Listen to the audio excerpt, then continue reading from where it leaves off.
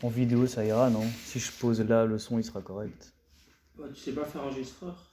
Enfin, c'est toi qui vois. Ça prendra juste plus de place, je crois. Bon, c'est pas tellement un problème. Ok, Écoute. Alors, la première question, c'est, déjà vous avez beaucoup travaillé dessus. Quelle a été, pardon, votre contribution avec votre équipe sur le domaine de l'endoscopie d'une manière générale? Oui, donc déjà quand on parle d'endoscopie, l'endoscopie, c'est mettre un tube dans une voie naturelle et ce tube est équipé d'une caméra et d'un canal opérateur. Donc généralement, l'endoscopie est utilisée pour un but diagnostique. Donc à aller voir, donc on va voir dans l'estomac s'il n'y a pas une lésion, on va voir dans l'œsophage s'il n'y a pas une tumeur ou une polype dans le côlon. Donc c'est essentiellement un outil diagnostique. Donc une fois qu'on a vu, on a un canal opérateur dans lequel on peut passer un outil qui va faire une biopsie. Et donc en gros, ça c'est le développement initial de l'endoscopie. Mais alors, comme les gens qui ont utilisé ça, qui sont des gastro-entérologues, donc je ferai une comparaison après, mais ce qui sont des gastro-entérologues, ils se sont dit, mais on va pouvoir utiliser aussi cet outil à des fins thérapeutiques. Donc vraiment à faire de la chirurgie en fait. Mais par les voies naturelles. Alors pourquoi cette idée est née? C'est parce qu'on a cette évolution dans différents domaines. Hein. Donc en chirurgie cardiaque, au début on ouvrait, et puis après on est venu juste avec 3 points, deux outils, une caméra pour être moins traumatisant. Mais on est quand même toujours traumatisant parce qu'on passe quand même à travers des tissus. Donc en gros, avant quand on ouvrait, il fallait une semaine ou deux d'hospitalisation. Avec les 3 trous, c'est tombé à 3 jours. Si tu passes par des voies naturelles, il n'y a plus aucun traumatisme. Donc généralement, le patient, il entre le matin, il sort le soir. Donc c'est un gain pour la sécurité sociale, hein. Et 2, c'est un gain pour le patient parce qu'il a moins de complications. Et donc ça, c'est un peu pour présenter le contexte, parce que c'est là qu'on est arrivé vers cette endoscopie thérapeutique, et c'est là que nous, on a développé des choses, parce qu'on a eu la chance de collaborer avec une équipe qui était vraiment à la pointe, qui est toujours à la pointe au niveau de l'hôpital Erasme. Qui a été vraiment pionnière dans cette endoscopie thérapeutique. Alors, qu'est-ce qu'on a développé, nous, en particulier? Donc, il y a eu des tas de projets, mais il y en a vraiment, je dirais, 3 ou 4 qui ont vraiment débouché. Donc, c'est de faire, donc, je ne sais pas si vous êtes conscient, mais vous savez ce que la pandémie du 21e siècle, si on doit prendre une pandémie au niveau mondial, qu'est-ce qui est le plus gros problème de santé au niveau de ce 21e siècle? Vous avez une idée de ça? Moi, je dirais l'obésité. Hein. Ouais. C'est l'obésité, effectivement. Donc, je ne sais pas si c'est moi qui vous ai influencé en Peut-être un peu, mais disant ça. on dira que non, on dira que non. Mais effectivement, hein, donc il y a des publications qui sont en train de sortir à l'heure actuelle. Aux États-Unis, 2 personnes sur 3 en âge adulte à l'heure actuelle sont obèses ou en surpoids. Et donc, avec tous les problèmes qui viennent derrière, donc les problèmes cardiaques, les problèmes liés au cancer, etc. Donc, il y a une option chirurgicale pour l'obésité. C'est soit découper un morceau de l'estomac, parce que qu'est-ce qu'il faut faire quand on est obèse? Bon, il y a les régimes, etc. Mais quand les régimes ne fonctionnent pas, il faut donner une impulsion. Et l'impulsion, c'est donner un sentiment de satiété beaucoup plus rapidement. Parce que le problème avec la satiété, c'est que ça ne vient pas tout de suite, quoi.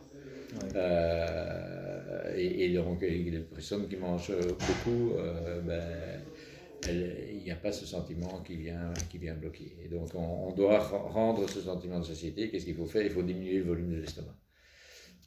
Et donc, les opérations chirurgicales qui sont à l'heure actuelle, il y en a deux.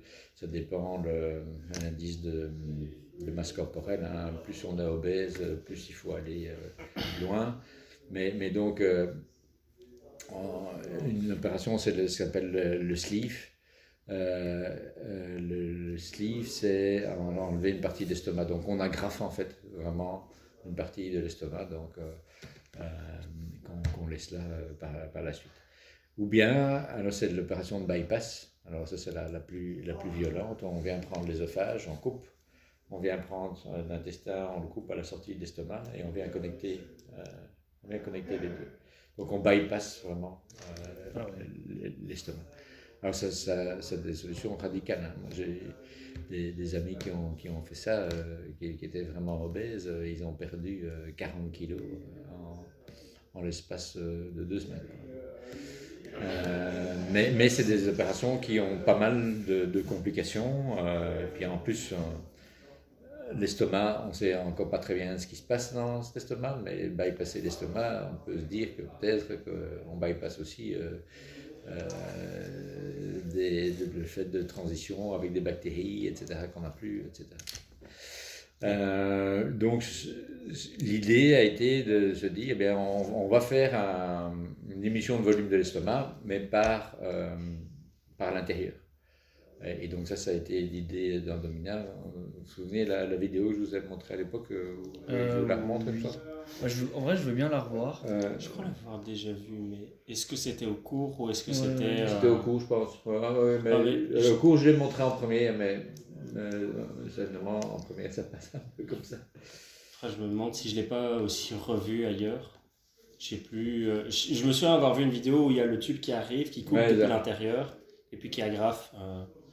Est-ce que tous les outils alors sont déjà sur l'endoscope et donc tu fais juste un endoscope et on fait tout? Ou alors ce serait plutôt en 2 fois? D'accord. Ah non, ça c'est pas celui-là que je vais vous montrer.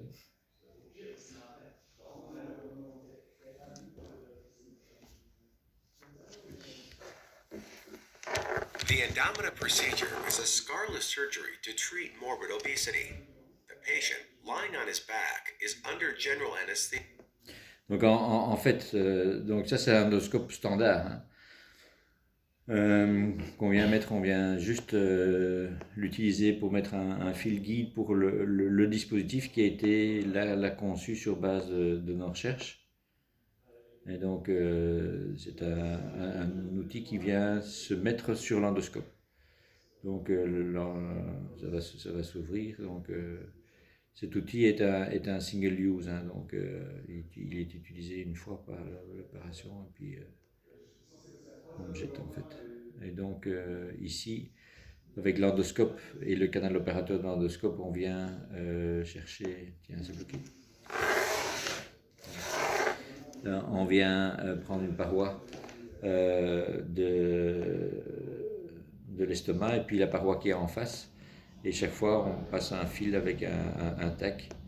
Et donc, en tirant dessus, les deux parois vont se réunir. On fait une dizaine de fois de ça sur le long de l'estomac.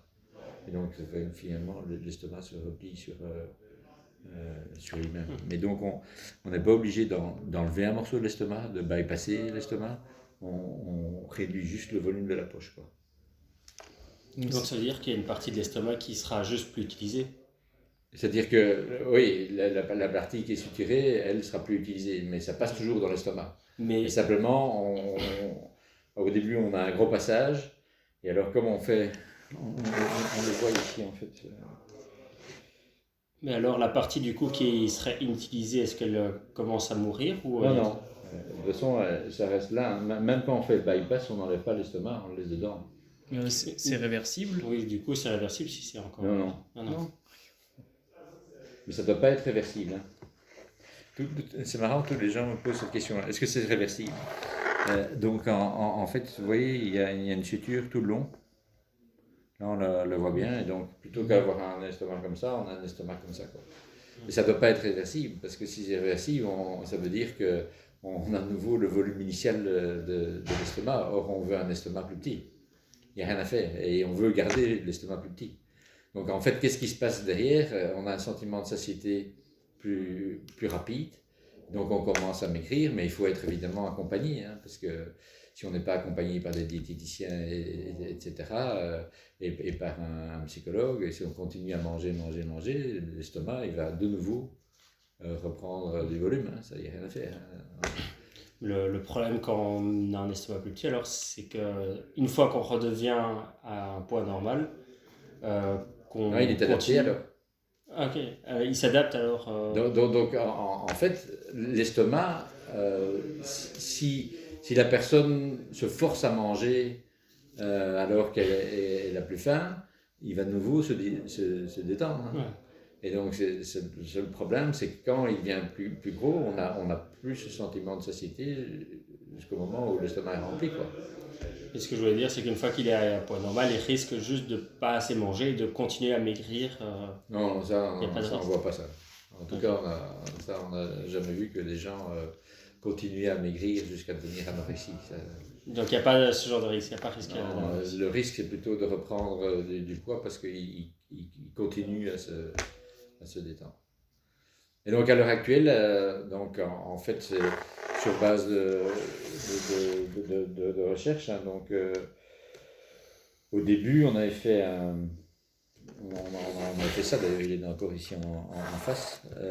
C'est une armoire avec des joysticks qui permettent d'activer ici des tubes dans lesquels on passe des outils.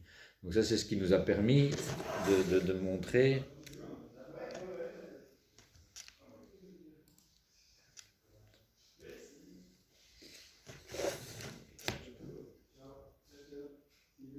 Ces photos, par exemple, elles sont disponibles sur l'UV encore en première ou... Non, mais je vais les remettre ici sur l'UV, mais je peux vous les passer spécifiquement. Hein. Ah, je peux vous passer la présentation ici, il n'y a rien de secret là-dedans. Donc voilà, ça montre et effectivement le premier, c'était une espèce de robot qu'on avait mis en place là, pour être capable de faire des sutures ou d'aller prendre une tumeur et de l'enlever. Donc en fait, ce que nous avait dit l'endoscopie, c'est qu'il voulait avoir 2 petits bras devant l'endoscope. Mais ça, on ne parvient pas à mettre le dispositif et le faire passer dans l'œsophage. Donc en fait, ce qu'on doit faire, c'est l'assemblage dans l'estomac. Et donc on était parti là-dessus sur un robot tout à fait générique, hein, qui permettait avec les joysticks de faire ça avec les 2 petits bras là, et dans les 2 petits bras on peut passer des outils, etc. Mais ça, très vite on s'est rendu compte qu'on ne saurait jamais commercialiser ça parce que ça coûte beaucoup trop cher en fait. Donc ça, il faut aussi... Il faut savoir que si on veut avoir un apport dans le cadre des dispositifs médicaux, il faut, nous, au niveau de la recherche, qu'est-ce qu'on peut faire? On peut faire un bon produit. Mais il faut que ce produit encore réponde à un marché, et il faut avoir une équipe qui prenne en main la boîte qui va commercialiser ce produit. Parce que c'est pas... Enfin, moi, je suis prof, je suis chercheur, je ne suis pas un businessman. Hein, donc, il faut aussi des gens qui aient l'envie de développer une entreprise et de la faire croître. Quoi. Et donc, ça, c'est Endotools Therapeutics. Maintenant, ils commercialisent en Europe et aux États-Unis ce dispositif. Donc, ça, c'est un des apports. Donc, c'est une des 2 solutions au monde par endoscopie. Ils ont un concurrent américain qui fait une espèce de machine à coudre. L'avantage qu'ils ont, c'est que le dispositif a été beaucoup plus conçu la main dans la main avec les médecins. Donc il est beaucoup plus simple d'utilisation pour les médecins. On estime la learning curve ici à peu près à 25 cas. Donc au bout de 25 cas de compagnonnage avec un autre médecin, ils sont capables de faire l'opération eux-mêmes. Avec le concurrent, il faut une centaine de cas. Ah oui. Donc voilà. Maintenant, le concurrent est né aux États-Unis. Nous, on est né en Europe. Donc on a les avantages de l'Europe et les inconvénients de l'Europe aussi. C'est-à-dire que nous, en Europe, on est capable de faire généralement une excellente solution avec un bon rapport qualité-prix. Donc en gros, à l'heure actuelle, les investissements qui ont été consentis pour arriver à commercialiser vraiment un produit, ça a été de l'ordre de 25 millions d'euros. Notre concurrent aux États-Unis, sur la même période, est parvenu à trouver des investissements pour 250 millions. Parce que c'est les États-Unis. Ouais, ils ont beaucoup plus de thunes. Et il y a plus d'argent à risque aux États-Unis qu'en Europe, donc ils peuvent aller beaucoup plus vite. Donc voilà, ça c'est un des produits. Alors un autre, et donc c'est chaque fois partie de thèse doctorat ça. Donc ici l'idée est venue d'un médecin. Donc le médecin lui il voulait ça au départ. Et puis nous on a fait ça et puis finalement la société qu'on a mis au point a conçu quelque chose qui était commercialisable, qui ne coûtait pas trop cher, qui visait un marché. Donc ici c'est un outil tout à fait générique. Là c'est un outil pour l'obésité. Okay. Donc pour dire un peu l'évolution. Ici on est en 2003, là en 2009 et ici en 2012-13 quoi. Et donc maintenant, ça commence à être vraiment bien commercialisé. Donc il y a quand même, il y a 20 ans. Hein. Ouais. Même du moment, on veut dire de 2012 à maintenant, ça a mis du temps avant de... Oui, mais c'est là que, si on avait été démarré directement aux États-Unis, là on aurait gagné du temps. Ouais. Parce qu'on aurait eu beaucoup plus vite les investisseurs, quoi. Donc on a dû faire... moins bien avec moins d'argent pour développer le business quoi. Donc on a fait mieux au niveau du produit mais on a fait moins bien au niveau de la diffusion sur le marché. Alors un autre je vais vous montrer. Donc il y a une autre thèse doctorat, donc on a démarré des tas de thèses doctorat hein, parce que Jacques de Villers qui était le patron de la gastro-endoscopie à Erasme nous a vraiment, avec le brainstorming, etc., donné des tas d'idées. Donc ça c'était une première idée. Puis une deuxième idée qu'il y avait, c'était de dire, oui mais moi en tant qu'endoscopie, je vois juste un écran, c'est 2D, j'ai pas la troisième dimension. Et pour moi c'est important la troisième dimension, parce que par exemple quand je fais une coloscopie, que je vois un polype, je ne sais pas quelle est la dimension de ce polype. Parce que si tu rapproches l'endoscope, tu vois une image plus grande. Si tu l'écartes, tu vois une image plus petite, mais c'est quoi la dimension? T'en sais rien en fait. Donc qu'est-ce qu'ils font? Ils prennent une pince à biopsie. Hein. Donc ça c'est une pince à biopsie, ici c'est le petit truc. Et ils la mettent à côté du polype. Et ils disent, ok, c'est plus... Parce qu'ils savent que ça c'est à peu près 5 mm. Et dans les guidelines, on dit que si c'est plus de 5 mm, il faut l'enlever. Si c'est moins de 5 mm, on laisse et on observe pour voir s'il va se développer ou pas. Donc le polype, c'est juste en fait un peu l'équivalent d'un grain de beauté, quoi. Mais le problème, c'est que s'il reste grain de beauté, tout va bien. Mais s'il se développe, ça devient un cancer, quoi. Et le problème avec les cancers digestifs, ça métastase très vite. Et donc en 6 mois, on peut avoir un cancer métastasé et on ne sait plus rien faire, quoi. Et donc c'est un des cancers les plus mortels encore à l'heure actuelle parce que les gens ne font pas l'examen à hoc, quoi. Et du coup, c'est une solution durable de mettre la technique de mettre le... Oui, mais donc... Oui, je me dis, vous pouvez mettre, je sais pas comment ça fonctionne, mais c'est à place 2 caméras. Oui, mais donc on s'est dit, nous, on est ingénieur, on va faire un truc à 3 dimensions. Et donc il y a Benjamin Mertens là, qui travaille chez IBA et qui était venu faire une thèse de doctorat et je l'avais mis là-dessus, quoi. Et puis il avait fait un système effectivement où on voyait la 3D. En fait, ce qu'il faisait, hein, c'était projeter un pattern, comment on dit ça, un motif laser et avec la caméra, on voyait où se trouvait le point, et donc avec l'inclinaison de la caméra, on pouvait retracer finalement la dimension quand le motif laser venait, si c'était une droite, mesurer un polype par exemple, ou si c'était un cercle, mesurer le diamètre d'une bronche, etc. C'est projeter un quadrillage dessus. Oui, ça. Ouais. Donc c'était, soit quand on devait mesurer le diamètre d'un tube, on projetait des cercles concentriques, quoi. Et sinon c'était juste une droite pour être en intersection. Donc si ça c'est le polype, tu avais le faisceau laser qui projetait, et tu voyais effectivement, et tu pouvais retrouver la dimension de ce truc-là en connaissant l'angle de la caméra. Et puis il a fait sa thèse de doctorat là-dessus, ça marchait bien, etc. Et puis on s'est dit, bon, il avait l'esprit entrepreneurial parce qu'il est une famille d'entrepreneurs, donc il s'est lancé là-dedans.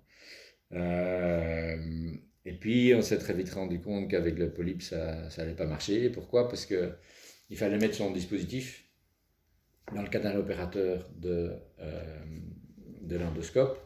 Puis quand on voyait le polype, on mesurait, c'est plus de 5 cm, il faut retirer le truc et il faut venir mettre une pince à biopsie.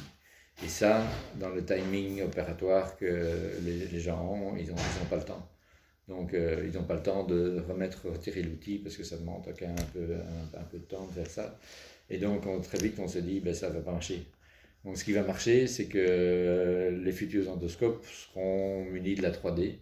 Et ça, on est persuadé que ça va bientôt arriver, que les gros endoscopies comme Olympus, Pentax, Fuji, etc., vont mettre la 3D à l'intérieur de leur endoscope. Et alors on s'est dit, ok, qu'est-ce qu'on fait avec ça? Mais avec ça, on est parvenu à faire un petit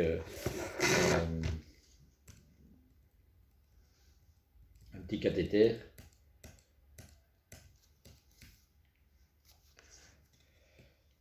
On est parvenu à faire un petit cathéter avec le motif, etc. Mais on est capable maintenant de faire un mini-endoscope.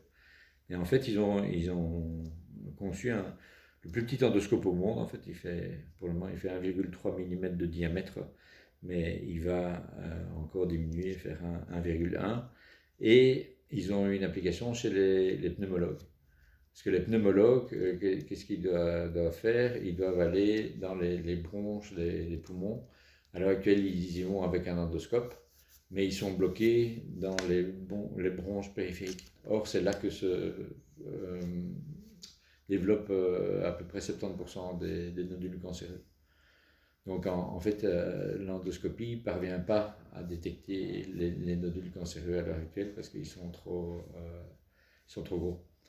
Alors, qu'est-ce qu'on fait comment ça se détecte un cancer du poumon, des nodules? On fait un CT scan, on voit une masse sombre dans le poumon. Ou bien on fait une radio, on voit une masse sombre. Mais on ne sait pas si cette masse sombre est cancéreuse ou pas. Donc qu'est-ce qu'on est obligé de faire? On est obligé d'aller faire une ponction. On le fait avec un endoscope ou par l'extérieur, par chirurgie. Mais comme l'endoscope il est coincé loin du nodule, on est obligé d'aller à l'aveugle vers le nodule. Et souvent, dans ces biopsies, on tape dans du tissu sain et on ne sait juste rien dire, parce qu'on ne sait pas si c'est quand c'est du tissu sain, si on a tapé à côté ou bien si on a tapé dans le vrai truc, quoi. Et donc, ici, le but est d'aller au contact de la tumeur avec un tube guide, de retirer la sonde et de venir mettre une pince à biopsie pour être sûr d'être dans la tumeur. Okay. Donc ça, c'est ce qui est déjà en étude clinique maintenant, mais l'objectif futur, c'est de mettre un plus petit cathéter encore, pouvoir mettre à côté la pince à biopsie et de pouvoir tout passer dans l'endoscope. Parce que là, on verra et on prendra au même moment. Et alors, ça vous pouvez aussi trouver sur YouTube de la RTBF, parce qu'il vient d'avoir un reportage là-dessus. En fait, ce que vous voulez faire, c'est un endoscope qui peut aller au plus loin dans les branches avec la caméra et de quoi faire la ponction. C'est ça. Mais l'endoscope, il a toujours une caméra. Oui, le problème, c'est que l'endoscope actuel qu'ils utilisent, c'est de 9 mm.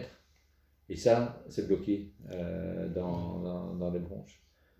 Donc, ce qu'on veut, c'est avec le 1,3, les bronches les plus petites, elles font 2 mm. Donc, avec le 1,3, on passe jusqu'au nodule cancéreux. Donc, à l'heure actuelle, on sait qu'on est dessus. Donc, on a juste mis un petit cathéter autour de cet endoscope. Et donc, on enlève l'endoscope et on vient passer la pince à biopsie. Donc, on sait qu'on va taper dedans. C'est encore plus confortable si on a les deux en parallèle. Et donc, on vient avec le gros endoscope, on le passe dedans, et puis on trouve son chemin jusqu'à la bronche. On voit la tumeur, parce qu'on la voit vraiment bien. Et on peut attraper alors un morceau de la tumeur. Quoi. Ok, donc vous venez avec un... Pour le moment, ce que vous faites, c'est que vous venez avec la caméra, vous enfoncez la caméra jusqu'à ce qu'on trouve... et il y en a un tube autour. Hein, donc oui, c'est ça, avec le tube autour.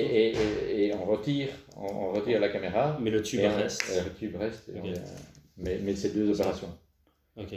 Tandis que si on a les deux en même temps, alors là, on est sûr... ça, on voit ce qu'on fait. C'est plus sûr.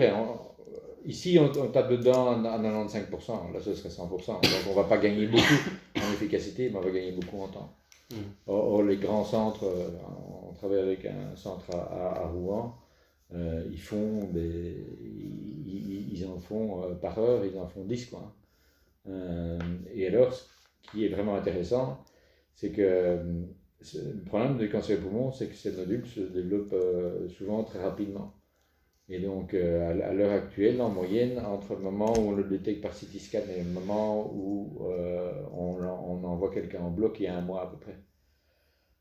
Ici, maintenant, Sami Lashkar, là, qui est le chirurgien qui fait ça, l'endoscopiste qui fait ça à Rouen, en 1 heure, il décide si il envoie le patient au bloc ou pas. Quoi. Et il est sûr que quand il envoie au bloc, c'est qu'il y avait un cancer. Alors qu'avant, quand on n'était pas sûr, on envoyait au bloc. Et on opérait, et puis on se rendait compte que c'était pas cancéreux. Donc on a fait une opération pour rien, mais avec les risques de complications, plus le fait que le patient est 3 jours à l'hôpital, et en plus on l'a charcuté. Quoi. Mais par exemple, pour tout ce qui va être entretien, tous les endoscopes, comment ça fonctionne? Ouais, parce que... tu soulèves... c'est une bonne question, mais tu soulèves chaque fois un point super important. Quoi. Attends, je vais vous montrer quand même le truc de la RTBF, parce que c'est un beau...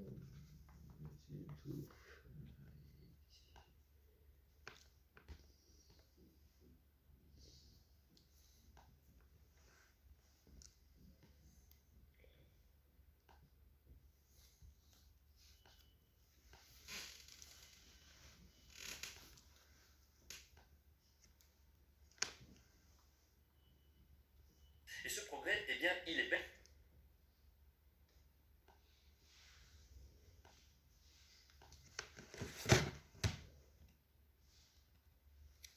Ouais, pourquoi il ne veut pas?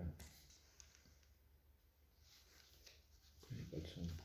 Qui peut se loger dans les parties les plus inaccessibles. À propos encore de cette maladie que nous avons évoquée avec vous ce midi, un progrès très significatif. Et ce progrès, eh bien, il est belge. Des chercheurs ont en effet mis au point une nouvelle sonde qui peut se loger dans les parties les plus inaccessibles du poumon. Le cancer peut ainsi être décelé plus vite, c'est-à-dire avant qu'il ne prenne précisément des proportions plus graves. Et plus vite, ça veut dire aussi que le traitement peut commencer plus tôt. Reportage sur cette belle avancée médicale, Juliette Pitichy. Sur le scanner de ce patient, une tache est apparue dans l'un de ses poumons. Il faut rapidement vérifier s'il s'agit d'un cancer. C'est important de savoir si c'est cancéreux pour pouvoir le traiter au plus vite Et c'est en la chirurgie, bracole, pour ça, éviter c'est- une chirurgie inutile et pour aller le plus vite possible dans la prise en charge. La T'as des difficulté dessus. quand on a un nodule pulmonaire comme celui-là, c'est d'y Comme c'est avoir près accès, de d'avoir l'album, une non biopsie Ouais. pour confirmer son diagnostic cancéreux ou autre. Et donc quand il est en plein Mais, milieu du poumon, on ne sait pas l'avoir Une facilement. pneumo là qui est vraiment super dynamique. Pour accéder à cette zone très étroite, la pneumologue introduit cette sonde Il faut munie encore d'une avoir des caméra. médecins qui soient En quelques ouverts secondes à à peine, l'innovation. Hein, parce que Elle c'est pas navigue à évident. l'intérieur des poumons. Soudain, ce qui ressemble à une toile d'araignée apparaît à l'écran. Alors que les bronches, normalement, ont un aspect vraiment rosé, dans cette partie vraiment blanche. Et ça, c'est la première fois qu'on le voyait en vrai. Ces Enfin, images sont la toute extrêmement première fois. rares, car jusqu'à Et on maintenant, n'avait on jamais- ne pouvait pas accéder visuellement à ces zones Ça, reculées je des reviendrai poumons. dessus après. C'est pourtant là que se cachent plus de 60% des suspicions de cancer. Grâce à cette sonde, l'iriscope, on y arrive facilement. C'est la plus petite sonde vidéo-endoscopique au monde et elle a été inventée par un Belge. Notre premier opérateur, Donc ça, c'est le docteur Henri qui est venu chez l'entreprise. qui a appris toutes les techniques d'horlogerie pour maîtriser justement l'assemblage de pièces sceptiques. En créant l'iriscope, l'ingénieur cherchait à rendre le diagnostic du cancer plus précis, mais surtout plus rapide. Le temps est crucial pour espérer pouvoir survivre à cette maladie. Jusqu'à maintenant, ce qu'on faisait, c'était qu'on allait à l'aveugle, simplement. Et donc, c'est pour ça qu'il y a une grande probabilité de rater la cible et que le diagnostic ne puisse pas être fait ou pas confirmé lors de l'endoscopie.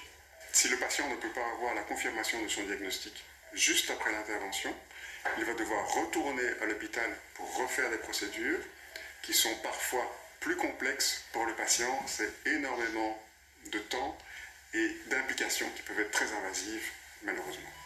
Le cancer du poumon est l'un des plus agressifs. Grâce à cette sonde et à toutes les avancées technologiques dans ce domaine, les délais du diagnostic ont clairement diminué. On arrive à proposer un bilan en 4 jours. En 4 jours d'hospitalisation, le patient rentre, il a son bilan complet pour confirmer le cancer et pour proposer une prise en charge. Alors qu'avant, ça prenait 1 mois et demi. Et donc ça change tout. La sonde iriscope est déjà donc, utilisée les dans 4 4 jours, hôpitaux il peut, belges vraiment et dans encore plusieurs utiliser. autres pays européens. Enfin, les fêtes sont de retour. Ah, C'est l'heure ça, des c'est plutôt préparatifs. Carrefour. Ils vendent des endoscopes à Carrefour. Surprise. C'est pratique, hein. Parfois, ils ne coûtent pas grand-chose. Voilà, donc ça c'est une deuxième application. Donc on est parti finalement des gastro et d'une compétence avec des cathéters, des tubes flexibles, etc. Et on est arrivé chez les pneumos. Maintenant on est en train de démarrer une nouvelle société directement avec Boston Scientific qui est un des gros fabricants et c'est un géant américain dans le domaine de tout ce qui est dispositifs médicaux. Donc on est en train de développer avec eux, mais sur la base d'un concept qui est venu ici, une autre application. C'était assez marrant l'histoire de cette application.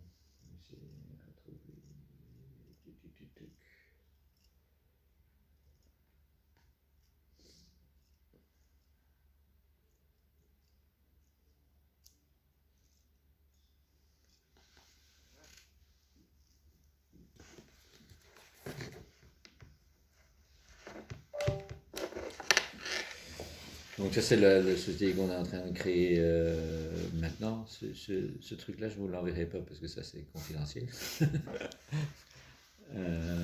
Donc en fait, on a créé un dispositif qui est constitué de 2 aimants réunis par un fil. Alors les 2 aimants, c'est comme ça en fait. Il faut imaginer ici que vous avez du tissu. Du tissu humain et entre les deux des aimants. Si vous faites ça, l'aimant, là, avec la pression des aimants, le tissu à l'intérieur ici va se nécroser. Et donc ça va creuser jusqu'au moment où on va faire un trou en fait. Et le fil entre les 2 aimants, ben, c'est la même chose que le principe ici, c'est-à-dire qu'il y a ici un ressort et donc il y a une tension qui est créée sur le fil. Et lui, il va avoir pour objectif de découper aussi des tissus mais petit à petit, de telle manière que l'étanchéité est toujours acquise et qu'il n'y a pas juste une découpe qui ferait que alors il y a une fente et que la fusion ne serait plus étanche. Ouais, que ce ne soit pas une déchirure, quoi. Et donc ici, par exemple, ça c'est un bypass. Mais ça, vous aviez présenté en première, il me semble. Oui, mais c'était pas ce truc-là. Ce que j'avais présenté en première, je pense, c'était ça. Ah, oui. Mais ça, c'est une maladie rare. Et ça, on n'avait aucune chance de trouver un investisseur parce que en Belgique, c'est 100 cas par an. Il n'y a aucun investisseur qui vient investir là-dedans. Et alors, de nouveau, ça c'est une diverticule de l'œsophage en fait. Ce sont des gens qui ont un œsophage dont les muscles se relâchent. Et alors, il y a une poche qui se crée. Et donc, ça leur fait du reflux en permanence et de douleurs. Et donc, ces gens finissent par ne plus manger, ils deviennent anorexiques, quoi. Et par chirurgie, on peut y arriver, mais il y a 10% de mortalité sur ce type de chirurgie parce que la horte, elle est juste derrière. Donc, il y a beaucoup de chirurgiens qui veulent faire ça.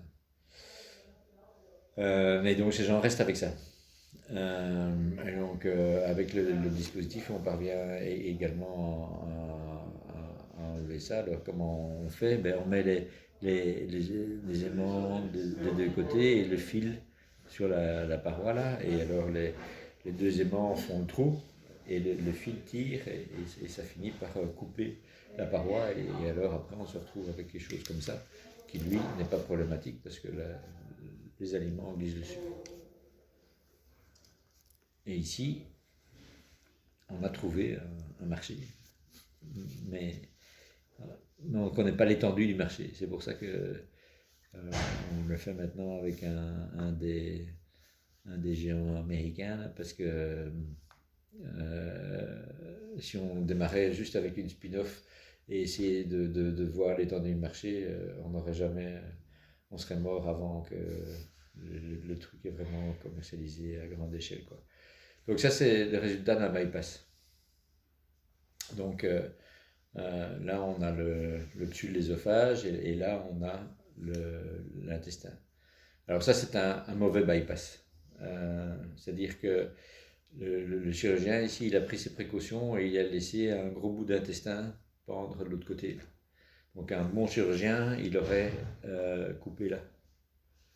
Et donc ça, c'est problématique parce que c'est créer une poche. Comme dans les verticules qu'on l'a vu là. Et donc ces gens sont tout le temps en inconfort et finissent eux effectivement par ne plus manger solide en tout cas, parce que liquide ça leur pose pas de problème. Mais ça, on sait pas on sait qu'il y a un énorme volume d'opérations qui sont faites de bypass. On ne sait pas combien il y en a qui sont ratés, mais on pense qu'il y en a un paquet. Parce que dès qu'on a lancé une étude clinique sur base de ça, et sur 15 patients qu'on a eu, il y en avait 2 qui avaient ça, et il y en avait 13 qui avaient un mauvais bypass, quoi. Mais évidemment, le chirurgien qui fait un mauvais bypass, il ne va pas s'en vanter, quoi. Donc, c'est pour ça qu'il faut directement un gros du secteur qui a tout le réseau commercial vers des endoscopistes un peu partout pour capter les clients potentiels parce que sinon on ne saura jamais savoir. Et alors, avec le bouche à oreille, on espère que ça va se développer et que le problème c'est qu'ici il faut vraiment réopérer, mais ça les chirurgiens ne veulent pas faire parce que quand on réopère quelqu'un qui a eu un bypass, il y a des gros risques de complications et donc comme aux États-Unis il y a tous ces avocats là qui sont à la recherche de gens qui ont des opérations ratées. Les chirurgiens ils font pas leur prise, quoi. Donc il faut savoir aussi que l'endoscopie est souvent un meilleur outil pour passer derrière une opération ratée qu'une chirurgie, parce que justement ça passe par l'intérieur et donc il y a moins de risque de complications. Et donc voilà, donc ça c'est peut-être le futur. Donc maintenant on est ce qu'on appelle en procédure de due diligence, hein, donc il a fallu ouvrir tous les comptes, tous les cas d'études qu'on a fait pour voir s'il n'y a pas un problème quelque part avant que Boston n'investisse dans la société. Mais donc la société serait en Wallonie, mais avec une grosse partie du capital En Amérique. américain, mais directement connecté avec le marché aux États-Unis. Voilà. Et alors maintenant, on commence à faire autre chose que l'endoscopie. Donc avec notre habitude de travailler avec les médecins, ben on a développé effectivement des compétences dans tout ce qui est mécanique flexible, etc. Mais aussi dans tout ce qui est prototypage. Et donc maintenant, il y a un neurologue avec lequel on travaille à Erasme, qui est Nicolas Gaspard, qui est le chef du service de neurologie à Erasme. Et lui, ce qu'il veut faire, c'est que au niveau des électroencéphalogrammes, à l'heure actuelle, on sait faire ça qu'en médecine de jour, en fait, parce que les casques qu'on va mettre doivent être mis avec des électrodes, doivent être mis par un technicien, etc., pour être sûr que le signal est bon. Et nous, ce qu'on veut faire, c'est un casque où on peut mettre, et on est sûr que le signal est bon. Ça veut dire qu'on peut le faire en médecine d'urgence, on peut le faire la nuit, on peut le faire le week-end, quoi. Et donc, on est persuadé que, vous savez que maintenant, dans tous les lieux publics, là, il y a des défibrillateurs cardiaques, et bien que dans tous les lieux publics, bientôt, il y aura des casques d'électroencéphalogramme, parce que le problème, c'est qu'on regarde si le cœur est en bonne santé. Après un accident, on ne regarde jamais si le cerveau est en bonne santé. Et ça peut conditionner vraiment tout le traitement qui va derrière, quoi. Donc ça, c'est une chose qu'on est en train de développer maintenant. Et puis quand il y a eu le Covid, là, au Fab Lab, on a développé tous ces masques très très vite, parce qu'on avait l'habitude de collaborer avec les médecins et ils sont venus directement vers nous, quoi. Donc vraiment, je pense que la spécificité de toute l'activité ici, c'est qu'on a un réseau de médecins avec qui on collabore et collabore vraiment la main dans la main. C'est-à-dire que les médecins nous disent hey, nous, on a un problème, maintenant c'est vous les ingénieurs, c'est vous qui devez le résoudre, et nous, on est là quand vous posez des questions par rapport au médical. On ne veut pas vous dire comment il faut faire, ça c'est votre business. Après, quand vous avez des questions au point de vue médical, alors on est là pour travailler avec vous, quoi. Et donc ça permet de faire très très rapidement des dispositifs qui répondent bien, ce que le privé a du très mal à faire, hein, parce que qu'est-ce qu'ils font ces grosses boîtes quand ils veulent développer un nouveau dispositif? Ils ont des consultants qui sont des médecins, mais des consultants qu'ils payent. Alors, quand le Boston Scientific vient présenter à son board de médecins un dispositif, ben, il n'y a pas beaucoup de médecins qui vont dire mais ce que vous faites là c'est de la merde. Sinon ils ont peur de ne plus être pris comme consultant, quoi.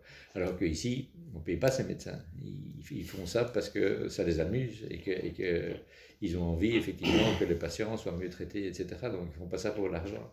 Et ça on peut le faire dans le cadre d'organismes publics comme ça, et on fait généralement des dispositifs qui sont bien mieux adaptés. Après, il faut trouver des investisseurs, on est parti dans un business as usual, mais au moins au départ, on sait que ce qu'on développe est vraiment bien fité pour ce qu'on veut faire. Et donc maintenant, ce qu'on est en train de faire, c'est développer à Charleroi, à côté de l'hôpital universitaire, un centre d'innovation médicale. Donc il y aurait de l'endoscopie, mais pas que, pour être à proximité des médecins, parce qu'une autre règle aussi, c'est que le médecin ne vient jamais ici. C'est nous qui allons chez eux, parce qu'il n'a jamais le temps. Donc, par contre, si tu mets un centre de développement juste à côté de l'hôpital, ben, quand le médecin, il y a un patient qui n'est pas là, ou bien une opération qui n'a pas lieu, ben, il a le temps, il n'a rien à faire. Et il a le temps à ce moment-là de discuter. Mais si l'ingénieur n'est pas là à ce moment-là, ben, c'est une occasion ratée, quoi. Ouais, c'est un peu compliqué. Voilà. Donc voilà, c'est un peu contexte. Cette première question a pris un peu de temps, mais elle a peut-être répondu à d'autres questions. Ah oui, oui, il a répondu à pas mal de questions. Alors par contre, tu avais soulevé une excellente question là, qui est l'entretien des endoscopes. Et ça, c'est un problème, parce que l'endoscope, ben, comme il y a plein d'électronique dedans, on ne peut pas le stériliser. Puisque stérilisation c'est à 120 degrés, vous savez que l'électronique au-delà de 55-60 c'est foutu, donc on ne peut pas le stériliser. Donc ce qu'on fait c'est de le mettre dans des machines à laver et on les désinfecte, mais on ne les stérilise pas. Ça pose un problème à cause du canal opérateur. Donc, on ne peut pas les stériliser avec UV ou je ne sais pas comment. Oui, mais le problème, oui, l'extérieur, oui. Ok, mais l'intérieur.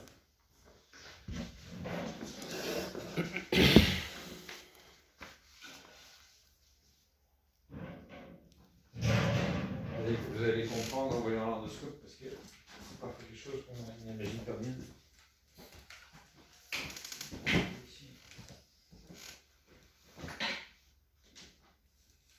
Ou alors les mettre dans des bains de. Donc ça c'est le canal opérateur. Ça c'est le branchement vers l'armoire. Le canal opérateur il est ici. Donc c'est ça là-dedans que vous mettez des outils qui sortent par là. Donc ça fait tout le long ici. Et c'est là-dedans que les bactéries se mettent. Et en fait les bactéries elles créent ce qu'on appelle un biofilm. Donc c'est vraiment une structure solide, physique, dans lequel les bactéries peuvent être dormantes à l'intérieur. Il suffit avec un outil de racler un peu et boum, on relâche les bactéries dans l'organisme. Alors, ben, l'industrie, elle a eu une réponse à ça. C'est ça. Ça, c'est l'endoscope jetable. Donc, on fait un endoscope pour une opération et puis donc ça c'est un endoscope jetable. Mais oui, tout ce qu'on jette, hein. Toute l'électronique, etc. Donc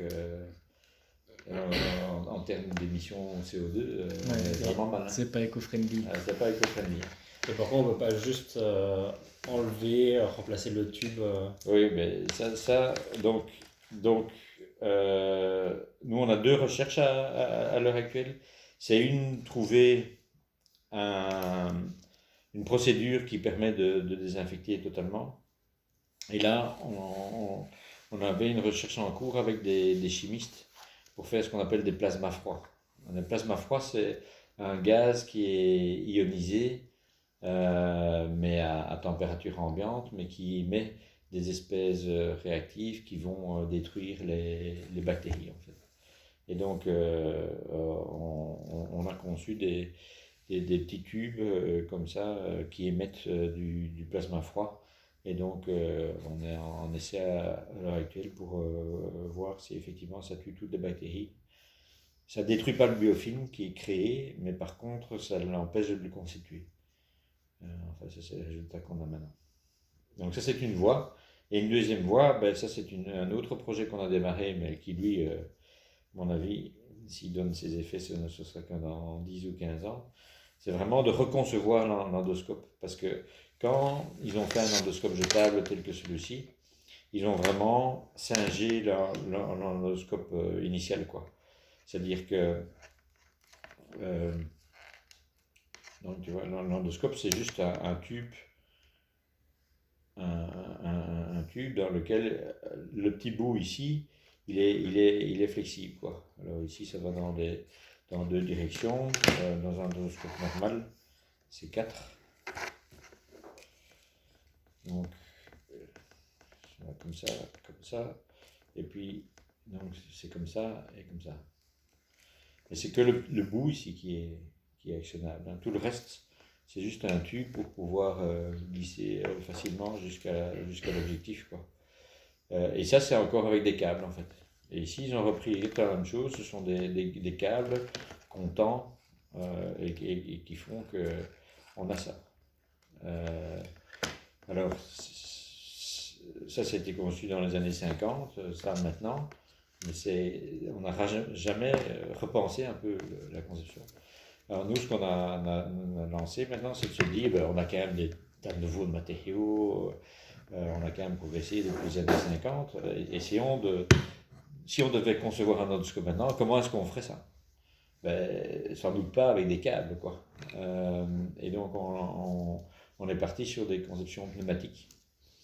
Donc des poches pneumatiques qui, en injectant de l'air comprimé, donc on a 3 poches le long de ça, et on injecte de l'air comprimé pour faire les mouvements. Alors notre problème qu'on a, c'est qu'on est moins rigide que ça. Et le problème, c'est que pour arriver en position, on doit être flexible, mais quand on est en position, on a envie d'être rigide, parce que sinon, si on est trop flexible, et quand on est en contact avec la paroi, c'est pas la paroi qui s'enfonce, c'est l'endoscope qui recule, quoi. Et alors là, on a des concepts de rigidification de tubes. Ça, c'est une autre thèse de doctorat qui a eu lieu ici. Ce qu'on appelle le layer jamming. Donc, ce sont des feuilles qu'on met l'une sur l'autre, on fait le vide et alors ça rigidifie, quoi. Et donc, c'est ça les recherches qu'on développe à l'heure actuelle pour voir si on peut repenser l'endoscope, parce que le problème, c'est qu'avec ces câbles, on ne sait pas séparer la poignée de ça. Parce qu'on a cette transmission par câble qui doit aller jusque-là. Et donc, nous, ce qu'on va faire, c'est avoir une poignée réutilisable. Et alors, juste le tube, qui lui est jetable. Mais alors, on le conçoit aussi avec une caméra qu'on peut enlever. De telle manière à ce que c'est juste un tube avec un matériau comme un thermoplastique, quoi, qu'on doit refondre et puis qu'on peut réutiliser par la suite. Voilà, donc ça c'est un peu les recherches à l'heure actuelle là-dedans, mais de plus en plus, on se rend compte que les hôpitaux, alors qu'ils soignent des gens, font partie du problème de l'émission de tonnes de CO2. Et donc, en fait, il y a des rapports maintenant, le Shift Project en France, qui sont en train de sortir, qui montrent que l'hôpital pollue plus en CO2 que le transport aérien. Et donc, c'est un peu le serpent qui se mord la queue, quoi. C'est-à-dire qu'à cause de cette production de CO2, on sait qu'on a un changement climatique et tous ces trucs-là, donc les gens sont plus malades, et donc on les amène à l'hôpital, mais qui émet et qui les rend encore plus malades. Le dentiste qui rend des... Voilà. Et donc, mais les hôpitaux sont en train d'en prendre conscience maintenant. Donc, on avait une étudiante, Lara Guelette, qui a fait son stage là, à un hôpital à Namur, et qui est dans un service de radiothérapie contre le cancer, et ils voulaient diminuer leurs émissions de CO2.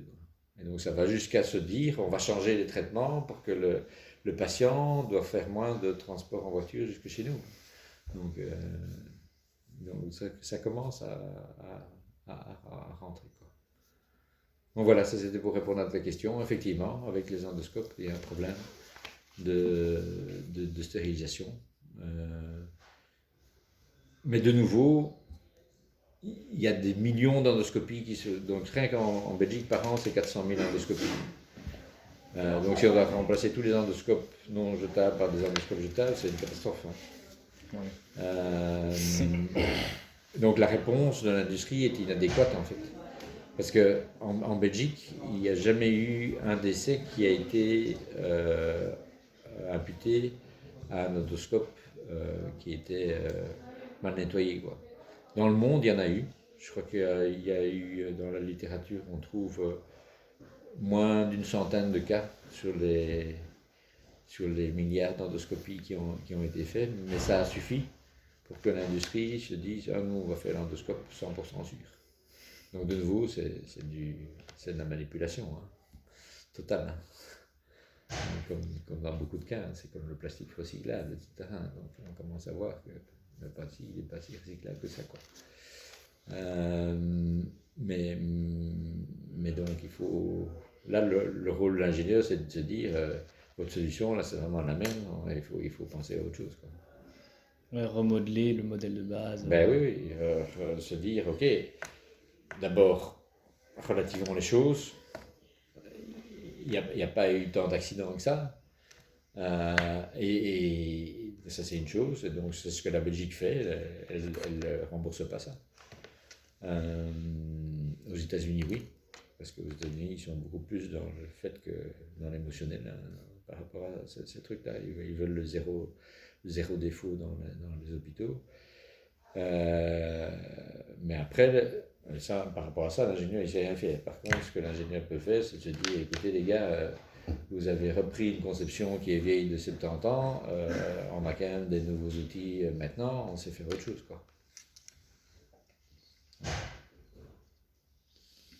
Je ne sais pas si dans des questions, on a des choses qu'on n'a pas couvertes. Peut-être une ou deux.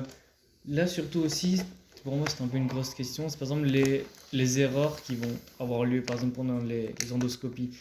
On a parlé des améliorations, c'est toujours de plus en plus sûr, mais dans les rares cas où, par exemple, une chirurgie va avoir lieu avec l'endoscopie, les erreurs vont vont être causées parfois par endoscopie, ou c'est quasi 100% à chaque fois le chirurgien qui fait une erreur humaine? Ah non. Enfin, les endoscopistes ne font pas moins d'erreurs que les chirurgiens. Mais l'endoscope est atraumatique. Donc, qu'est-ce qui peut se passer en endoscopie? Ça arrive encore. Je pense que la procédure qui est la plus problématique à l'heure actuelle, c'est la colonoscopie. Donc, on met dans le côlon un endoscope pour aller voir s'il n'y a pas des polypes. Le truc qui peut arriver, parce que le problème, c'est que quand on met ça dans le côlon, l'endoscopiste, il ne sait pas si le truc est en train d'appuyer fort sur la paroi de l'intestin ou pas. Il peut avoir un intestin un peu plus fragile, et donc il y a risque de perforation, quoi. Et donc, mais qu'est-ce qui se passe s'il y a perforation? C'est pour ça qu'il faut toujours faire une colonoscopie en hôpital, en milieu hospitalier. Il y en a qui le font. Il y a un centre là, juste pas loin d'ici, là, près de là où a eu lieu la Sainte-Barth, la square du Vieux-Tilleul. Il y a un centre d'endoscopie digestive. Je n'irai jamais faire une coloscopie là-bas, parce que si jamais il y a perforation, on ne sait pas t'amener au bloc directement, quoi. Donc c'est l'ambulance qui doit venir de Delta, il faut préparer les gens, alors que tu fais ça dans un hôpital, il y a une perforation, clac, on t'amène au bloc et on t'opère et on ferme ça par l'extérieur, quoi. Donc ça, c'est ce qui peut arriver. Donc ce qui peut arriver, c'est effectivement,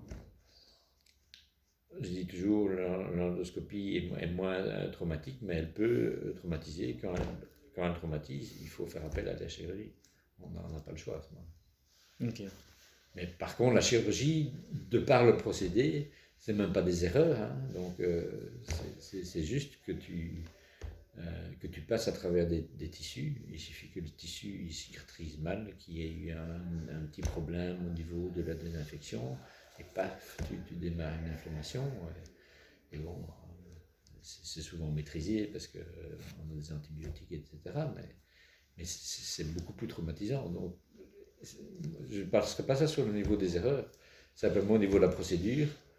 La procédure chirurgicale est plus risquée que la procédure endoscopique, parce que tu es moins traumatisant, quoi.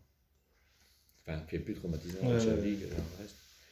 Et tu as la même évolution, je disais tout à l'heure, là, je fais une parenthèse, entre les endoscopistes, donc qui sont des gastro-entérologues, qui ne sont pas des chirurgiens, et les chirurgiens digestifs. Et tu as la même chose entre les cardiologues et les chirurgiens cardiaques. Les chirurgiens cardiaques, eux, ils opèrent par la paroscopie, par l'extérieur. Les cardiologues, ils viennent par la terre fémorale ici, Et puis il remonte jusqu'au cœur avec un petit cathéter pour aller remplacer une valve, etc. Mais ces procédures-là, elles vont automatiquement te causer moins de jours d'hospitalisation. Alors tu n'es pas tout à fait non-invasif, puisque tu es quand même obligé de faire un petit trou pour aller jusqu'à l'artère fémorale. Ici, tu passes par les voies naturelles. Mais c'est à peu près le même principe.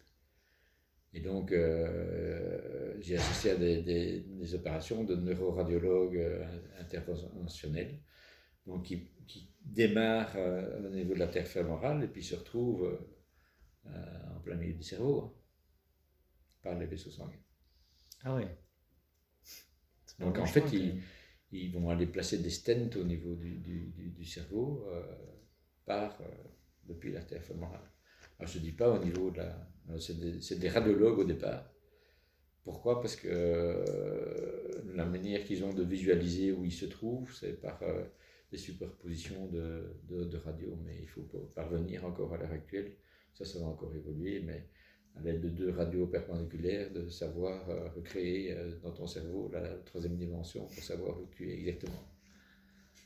Et donc, il disait l'autre jour, le radiologue, il dit, pour passer de la cuisse à ici, ça prend 2 ans. Après, chaque fois que tu progresses d'1 centimètre, c'est 1 an de formation. Ah ouais, quand même. Et c'est juste compagnonnage. Hein. Donc, c'est un neuroradiologue qui forme un futur neuroradiologue. Mais ça prend des années, quoi.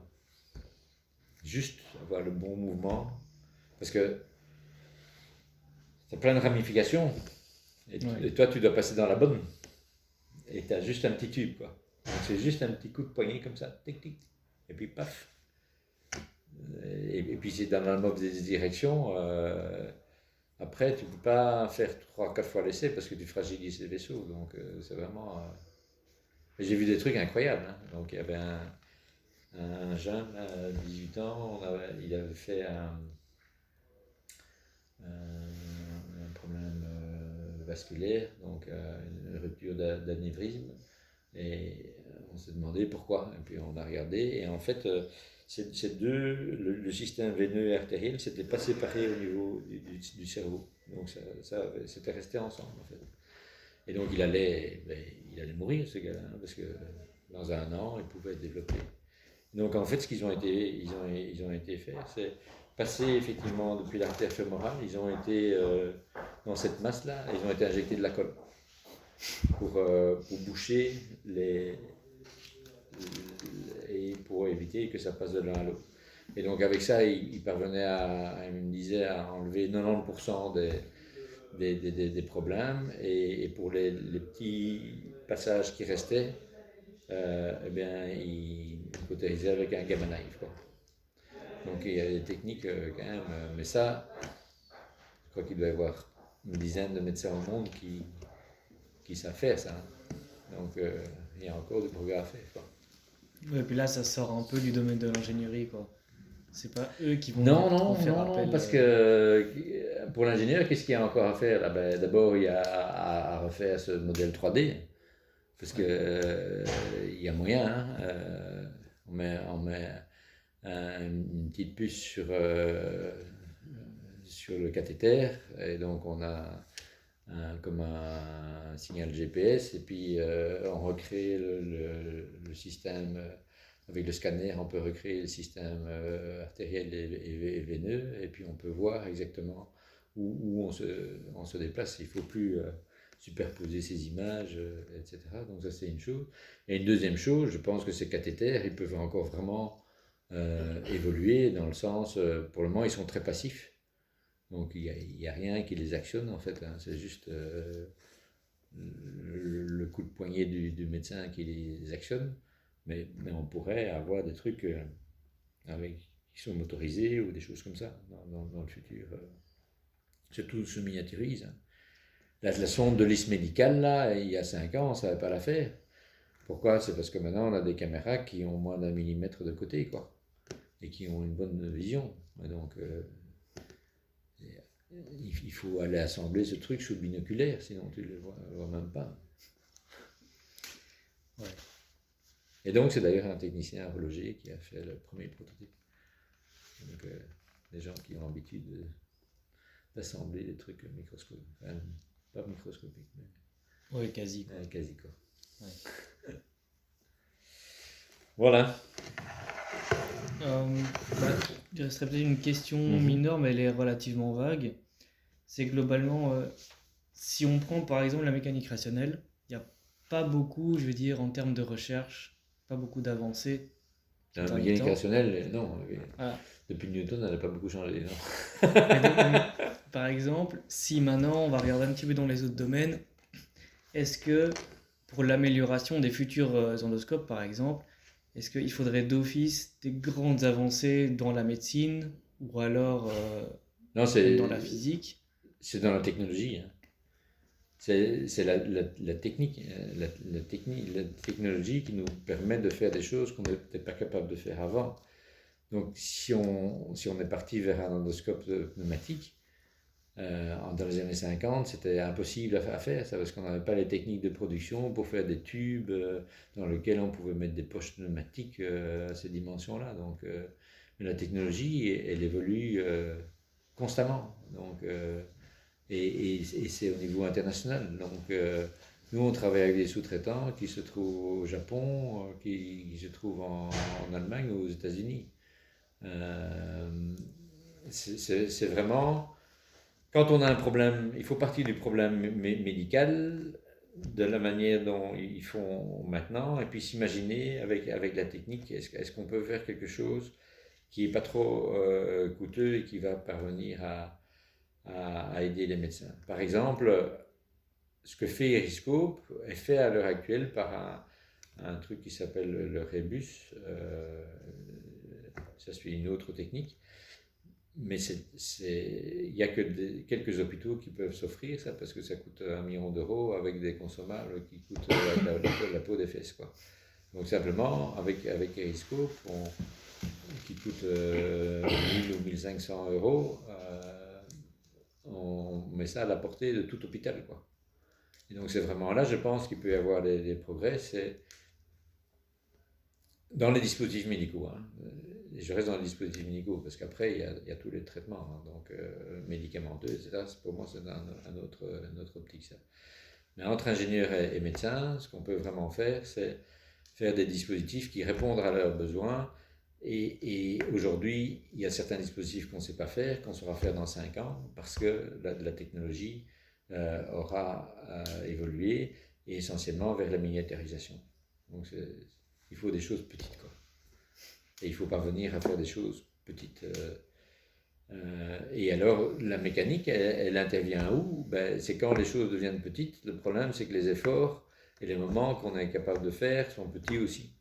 Et donc, il faut parvenir à trouver des moyens de démultiplier ça, parce qu'in fine, il faut bien à un moment donné découper quelque chose, il faut bien suturer quelque chose, etc. Et donc, une des grosses améliorations qu'on pourra avoir, c'est avoir un capteur d'effort. Donc ça, on développe des choses avec des fibres optiques. Parce qu'à l'heure actuelle, on ne sait pas si on est en train de pousser très fort sur une paroi ou pas. Tout ce qu'on voit, on voit à l'écran une paroi qui se déplace. Est-ce qu'on est prêt à la percer? Est-ce qu'avec une aiguille, si on met une aiguille là-dedans, est-ce qu'on perce le tissu ou pas? On n'en sait rien. Donc ça, c'est encore tout ce qui est... Ici, on a un outil assez rudimentaire, on est manchot. Comment est-ce qu'on peut améliorer ça pour faire des procédures plus sophistiquées? Voilà. Ça va. Ça, c'est ce que l'ingénieur peut faire. Alors, il y a tout un autre pan qui est, au niveau médical, c'est toute la compréhension des mécanismes. Donc, tous ceux qui font la recherche sur le cancer, etc., les gens comme Cédric Blancpain à Erasme, eux, c'est vraiment comprendre le mécanisme pour avoir des traitements, mais alors c'est des traitements médicamenteux, quoi, l'immunothérapie et tous ces trucs-là. Mais ça, l'ingénieur, il intervient très peu là-dedans, sauf dans la fabrication des médicaments, mais dans le process lui-même, c'est plutôt entre médecins, biologistes et chimistes, quoi. L'ingénieur a moins sa place, quoi. Ouais. Donc dans tout ce qui est industrie pharmaceutique, l'ingénieur a sa place dans les sites de production, mais pas au niveau de la conception du truc. pratique ici. Dispositif médical, ça c'est vraiment entre ingénieur, médecin, kiné, infirmier, etc. C'est pour ça qu'on a fait l'ingénieur biomédical. C'est parti de là. C'est visiblement un beau métier. C'est chouette, hein. Ouais. On finit par se dire, on sauve des vies. Bon, il y a plein de contraintes, parce que on ne sait pas sauver toutes les vies. Les maladies rares, ça c'est vraiment la merde quand on a ça, parce que qui va développer un truc il faut quand même beaucoup d'argent pour arriver jusqu'au patient, quoi. Et cet argent, il doit venir de quelque part. Donc, le pouvoir public, il finance les premières phases, mais après, il faut de l'argent du privé. Et donc, pour les maladies rares, à mon avis, ce serait que des fondations, des choses comme ça qui ont vraiment pris pour cible cette maladie rare. Et pour le reste, c'est ceux qui pensent qu'ils peuvent faire du business avec ça, quoi. Voilà. Tu as des questions? Ça va?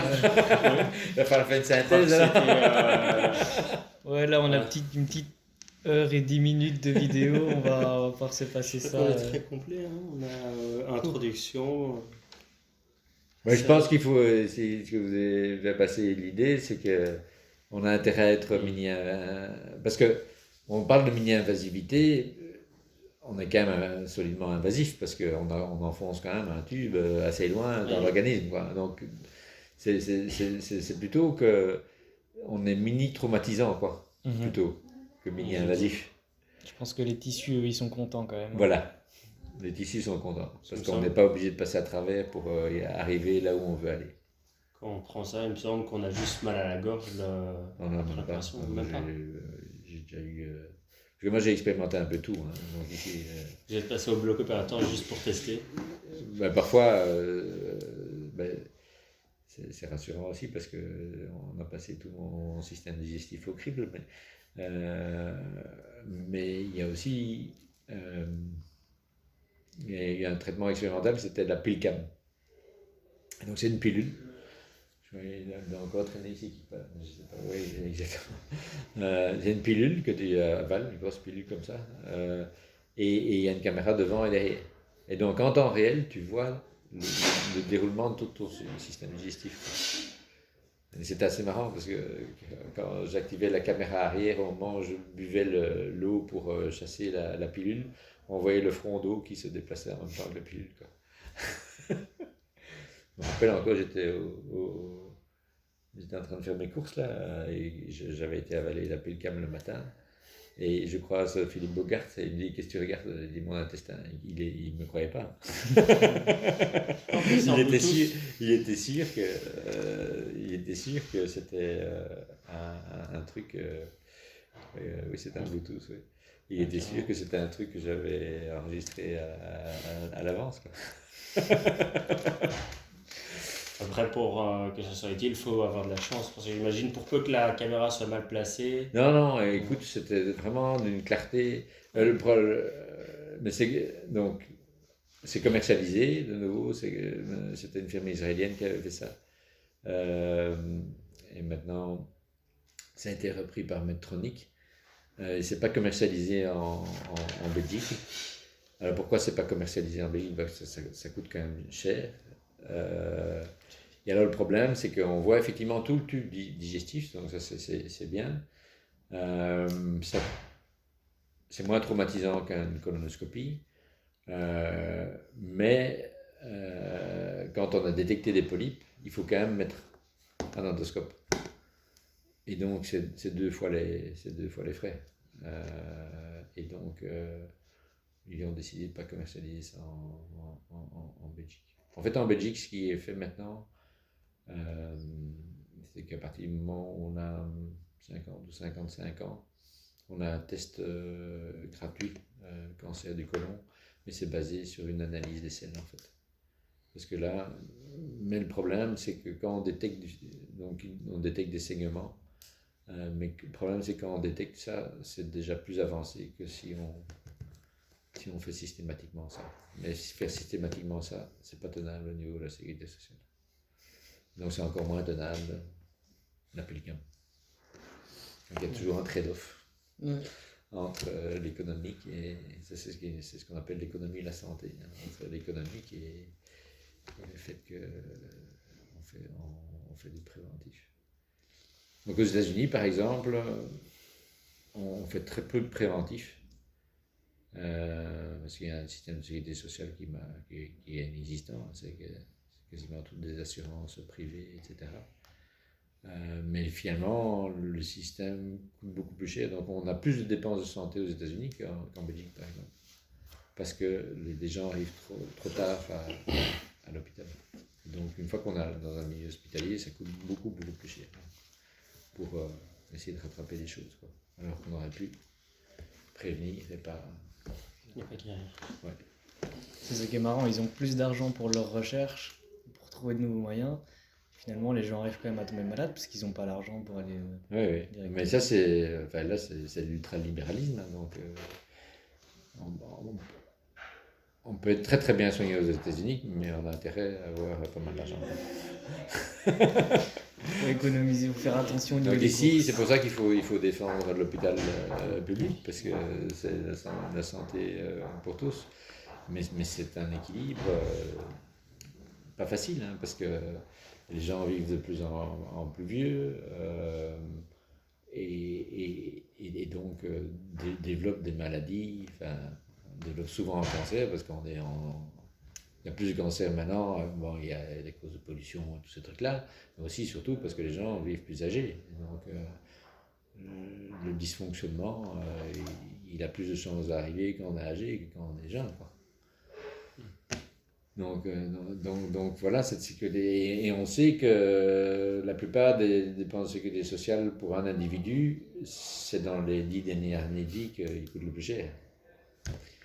Et c'est en train d'augmenter. Donc on a intérêt, si on est ingénieur, à faire des trucs low cost, quoi, aussi. Parce que faire des trucs trop sophistiqués, ça passera pas la rampe. Enfin, Ouais.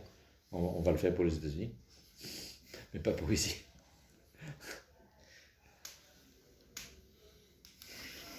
Voilà, ça c'est des choses, tout ça, je l'ai appris sur le tas, hein, parce que je ne savais pas quand j'avais fait mes études. Ça rentre pas dans les études d'ingénieur. Ben, on essaye d'introduire des choses, mais c'est... ben déjà, la technique, c'est compliqué à maîtriser, mais il faut savoir que si on veut que la technique arrive avec des produits performants, il faut introduire d'autres disciplines aussi, comme les disciplines économiques, comme des disciplines éthiques, comme d'autres choses. Hein. Parce qu'il faut intégrer les caractéristiques sociales et puis les caractéristiques économiques aussi. En plus des caractéristiques techniques, sinon on n'arrive pas sur le marché. Ouais, ça ne m'aura pas encore appris. Non, ça va tout apprendre. Hein. Quand on en aura besoin, on sera bien forcé. Oui, mais enfin, je trouve que quand même, ça vaut mieux de commencer par la technique d'abord. Hein. Parce que la technique, enfin, si un ingénieur fait Solvay, un ingénieur de gestion, il a beaucoup plus de mal à acquérir la technique après que vous acquérir les notions économiques, parce que dans les notions économiques, il y a plein de formations après, quoi. Alors que des formations techniques après, on ne voit pas des massins. Donc, si on n'a pas les bases pour comprendre ça, c'est compliqué. Pour moi, vraiment, la